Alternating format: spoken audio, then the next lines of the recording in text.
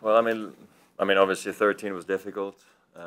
Other years were good as well. Clearly, I don't remember the opening 2 rounds from the last few years right now, but very often I started this tournament quite strong. It's always gone quite well for me. I've always enjoyed conditions here, the balls, the speed of the court, the atmosphere in the arena. It's always worked very well for me, and I think this year is another good year. Doing the right things on the court. Like you said, it was pretty on the easier side, so I was able to mix it up. Was attacking, also staying back some, but I was pretty much all out attack as much as I could. But obviously, I got to manage that against different players when the scoreline's maybe not so one-sided.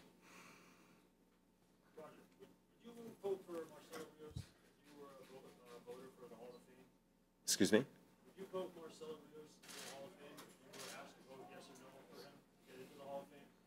Ooh, I don't know what it takes, to be quite honest. He was one of my favorite players to watch, so I would vote yes. You said yesterday that you've been here around for 17 years now. And that there were a lot of changes all over, right? But you still played at a time when there were players playing serve and volley and still chip and charge. You're trying to do that again now, as you said the other day, and you're being more aggressive. Do you think that that style that you're trying to impose again and being successful, maybe a rebirth of those days? Who knows? Maybe. I hope so. It would be nice to see more players doing it. Because I think the mix of the different players and characters of those kind of players makes it cool and fun to watch. Not that these unbelievable baseline rallies we see are not cool, but it is nice to see a guy at net and a guy trying to pass the good net player. It's always been a fantastic thing, like Sampras and Agassi is one of those classics, or McEnroe board. It was epic to watch those guys play against each other. And the good thing for me is, like, I saw that play growing up, and sometimes I did it myself, and sometimes people did it against me. So it's something I feel comfortable doing, and something also comfortable to defend against. And I've always actually enjoyed that kind of a play. So I'm obviously clearly quite happy that I'm able to bring it back to some extent, and that it's actually working.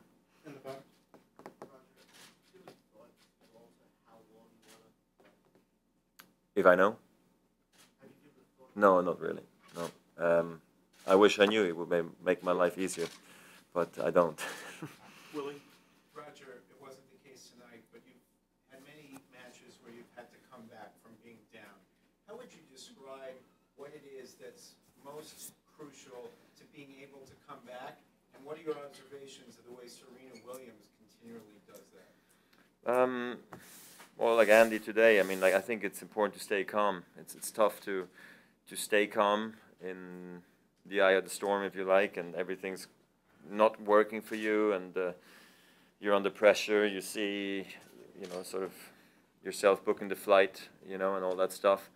So it's not so simple to just stay in the moment and trust your game and your strength that you can turn it around. Sometimes you just cannot, because the opponent's too tough. But sometimes the opponent lets you in, and sometimes you play well to get back. So you need sometimes a combination. But clearly, I think focusing really, you break it down to point by point. That's what it comes down to, as much more than if you're in the lead. If you're in the lead, your mind can wander. But when you're down like that, depending on how far down you are, you really have to focus extremely hard. So clear, that's why even if you do come back, the match can be very draining, even though maybe the match wasn't as hard physically, but because of the mental effort you had to put into it. What are your observations of the way Serena does all those things? I haven't seen all of those matches, to be quite honest, but I'm sure she does it well, very well, and I heard she won a lot of matches when she came down to the third set, or of course I've heard and seen sometimes when she lost the first set, how she's able to turn it around. I guess there's two things, start better so you're not down, or then, like she does it perfectly. I don't think she needs any advice whatsoever when she is down. She always finds a way, it seems like. Roger, And confidence helps. Let's be quite honest. Yeah. Roger Moore retirement today. We're at a record number for men in the Grand Slam. Does that say to you that the heat rule is inadequate, or does it say to you that some players maybe aren't adequately prepared? I missed the beginning. I wasn't quite sure where you're going. Sorry. Yeah. So there's been obviously more retirements today. Yeah. And we're at a record number for men in the Grand Slam. Yeah. Does that say to you that the heat rule here is maybe inadequate, or does it say to you that maybe some players' preparation is inadequate? Well, how many pulled out because of heat? I'm not sure, but I believe we're up to 12 in total. But they were all heat related? No, I believe. Well, I mean that also, let's not. I mean, you got to compare with the right things. But clearly, I'm surprised to hear that players are retiring because of heat. If you're injured, it's different and all that. But I'm sure from the 12 or 13 players that have retired, I'm sure there's involvement with heat. And what I don't understand, if that's the case, is like we've been here in North America for some time. It's not like all of a sudden hot. And I mean, it was more on the warmer side, but it's not like impossible, to be quite honest. So I have really no excuse for that. I think everybody should be well prepared. I know we don't play many best-of-5 set matches all the time. So, of course, the body can react funny once you exceed, the 2.5 to 3.5 hours of play. Marty Fish, obviously that's an exception. He's not been that well prepared because he hasn't had the matches in his body. Other players, maybe I don't know where they come from. So there is exceptions to those players, and maybe some guys already came in too tired or whatever it was. So you got to analyze case by case, but I think every player should be so fit that heat really shouldn't matter at that point, especially the ones we've been playing in. Over here.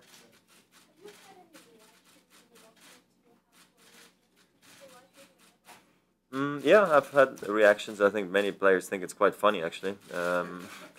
And especially the guys who I practiced with and I tried it against, they tell me to clearly keep doing it in the match, so not only they experience it, but it's really more Severin, my coach, who's been coming back to me, says like it's unbelievable. Everybody comes up to me and talks to me about it and thinks it's the coolest thing. So it's good, I guess. I don't know. Over here. Right.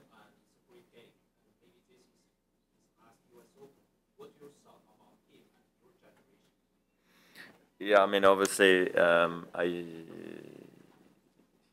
wish he could have won today, but then again, he goes out like at Wimbledon on his terms, 5-set thriller, again, full stadium, I'm sure, and just the best atmosphere.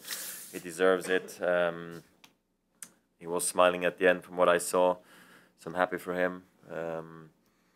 Hope he could have gone further in the draw, but, for me, he was a big challenge in my career, getting to understand how in the world can you be so tough physically and mentally at such a young age. It was, for me, the impossible thing to understand. So I think he really changed things around and showed me how it's done. He made me, I guess, work harder in practice, get my act together on the court, played tough but fair. And we even played doubles together and look back at that and think, I can't believe we didn't do it more often, but we had a blast doing it in Wimbledon, and we still talk about it when we see each other.